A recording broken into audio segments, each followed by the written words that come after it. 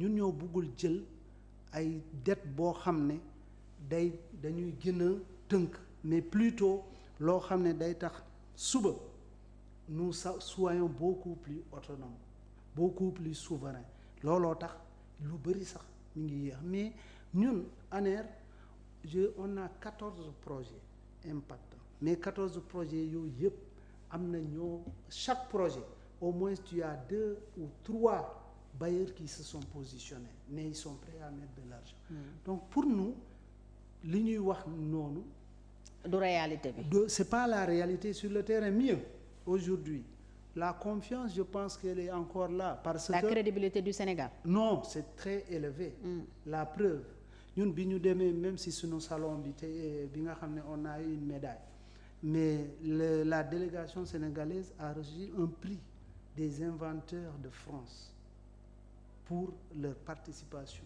effective. Ils nous ont donné un prix. Alors c'est le monde scientifique, c'est normal voilà, parce que Sénégal tam am na ràññee ci côté boobu. Et ça c'est la diplomatie. Oui. C'est de la diplomatie aussi. Pourtant, parce la que diplomatie nous sommes le seul pays africain qui était présent dans ce salon sous pavillon battant. Ça veut dire c'est de la diplomatie aussi. N'oubliez pas. Donc pour man lépp loo xam ne day tax réew ñi ngay seqal ñu wóolu la ñu xam ni doo leen suba doo leen nax. da ngay jubbanti dafa am solo. da ngay jub di jubal da ngay def loo xam ne suba. ñoom dañuy am confiance yi yow. kon déclaration bi contrairement ak liñ ciy wax pour yow confiance lay jur ci Sénégal. La confiance du Sénégal tout le monde sait que ça reste intact. La preuve amul fenn fu ñuy jóg naan dañoo soxla xaalis ba ñu am problème du ay wax la. Maintenant FMI de moom téye na loxoom. moo la ko wax. ah FMI. moo la ko wax. FMI di laaj ay explication ci dette cachée bi. non du tout. programme bi ngeen. Ça c'est l'affaire des finances. Oui. Je sais que notre ministre des finances ainsi que le ministre de l'économie. Ils sont très doués et ils savent très bien li nga xam ne vraiment Sénégal soxla na ko en termes de négociation.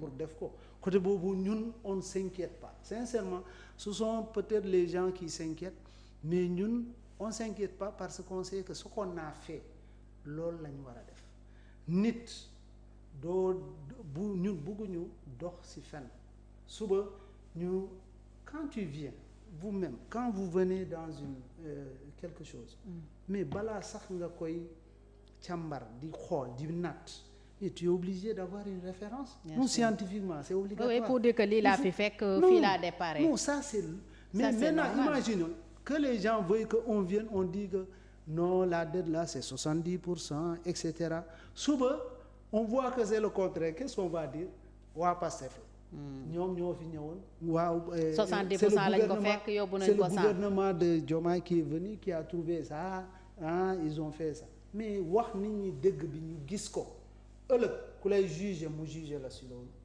ku lay su dee gis nañu on a fait jéeg def nañ lu baax dinañ ko gis bu dee def nañ naka su dul ñoom dañ koy gis donc pour moi ça c'est scientifiquement c'est la logique.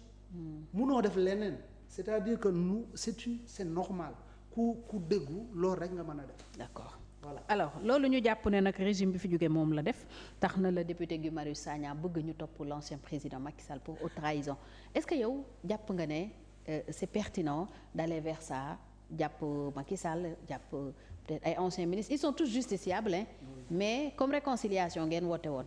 Est-ce que ils sont justiciables. Ils sont justiciables. Je laisse les juges décider. Man sincèrement domaine boobu je suis pas doué là-dessus. Ok. À faire justice yooyu sincèrement li ma gëm. mooy personnellement. dinaa ñaan sama borom lépp lu may def. mu jàppale ma def ko mu doon loo xam ne du ma jalgati yow. def loo xam ne en mon âme et conscience. dama koo def ngir njëriñu sama réew mi. ngir njëriñu sama askan bi te suba kenn duma ko xoolee loolu rek lay ñaan. lenn li nag sincèrement mënuma juger nit lu may gis bàyyi rek justice yi. ak corps de contrôle yi. ñoom xam nañ seen liggéey lu ñu def et la loi est là pour tout le monde. Je pense que les gens n'ont qu'à nañ bay yoon def liggéeyam. C'est le plus important. En toute indépendance aussi. En toute indépendance. Ça c'est important. Non, je suis avec vous. Oui. En toute indépendance. jërëjëf en toute liberté. jërëjëf professeur Diouma Kobor maa ngi lay gërëm bu baax directeur général agence nationale pour les énergies renouvelables ANER bi nga jiite depuis le 16 mai 2024. 24. Oui. Maintenant loo ci bëgg a yokk. waaw oui bëgg naa nga may ma tuuti rek. allez-y. Parce que dans quelques jours du 24 au 26 avril. ANER en collaboration avec Excaf.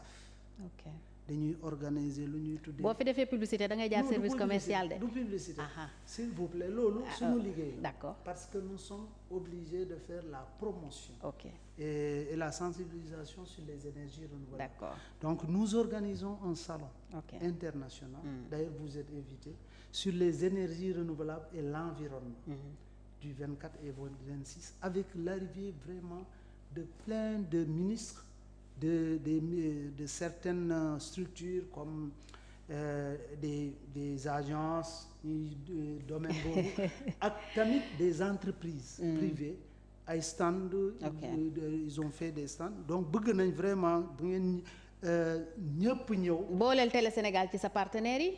non bien sûr ñu gunge leen ci liggéey bi vous êtes invités. oui vous êtes invités.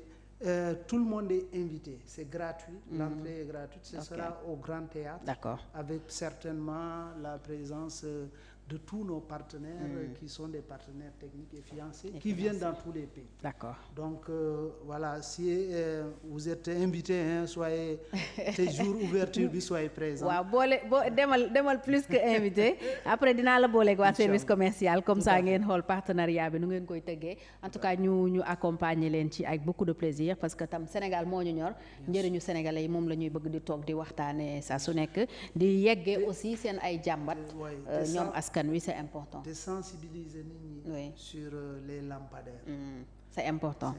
C'est important parce que lampadaires yi askan bi moo ko moom. Bien sûr. te ñëpp ñëpp xam nañ ni lampadaires yi am na lu ñu indi en termes de sécurité. Donc nit ñi nañ xam ne seen xaalis la. seen alal la. suñ gisee oto bu koy tamponné. ramasser di dem nañ fexe ba arrêté ko. forcé ko mu fay. seen yëf la ndax seen alal la. bien sûr ñun mënuñ koo sàmm. parce que ñun on ne peut pas être partout. effectivement mais ñun dañ leen koo jagleel. donc nañ ñu jàppale ci lampadaires yi ñu bañ donc vraiment di leen féliciter. di leen remercier pour invitation bi. ça m'a permis un peu de dire ce que je pense. dans le domaine surtout des énergies renouvelables. nga xam ne et di remercier encore une fois les ministres de l'énergie et aussi son homologue de l'enseignement supérieur pour prix bi nga ma jagleel au salon international des énergies. ñu lay féliciter dinañu revenir plus. Inch'Allah si salon bi si l'innovation là. di ngeen gis. d'accord ce que ça peut apporter. pour ce pays. d'accord jërëjëf professeur Diouma Kobor maa ngi lay gërëm bu baax a baax directeur général ANER bokk ci.